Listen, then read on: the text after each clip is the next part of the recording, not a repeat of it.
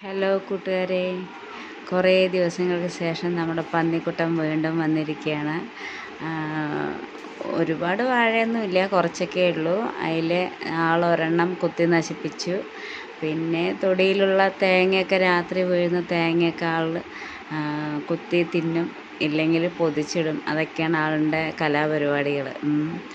അപ്പോൾ കൂട്ടുകാർക്ക് ആർക്കെങ്കിലും ഇതിനുള്ള സൊല്യൂഷൻ വല്ലതും അറിയുമെങ്കിൽ ഒന്ന് ഷെയർ ചെയ്യണം.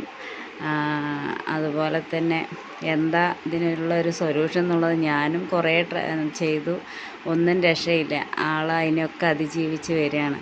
അപ്പോൾ കമൻറ്റ് ചെയ്യുക.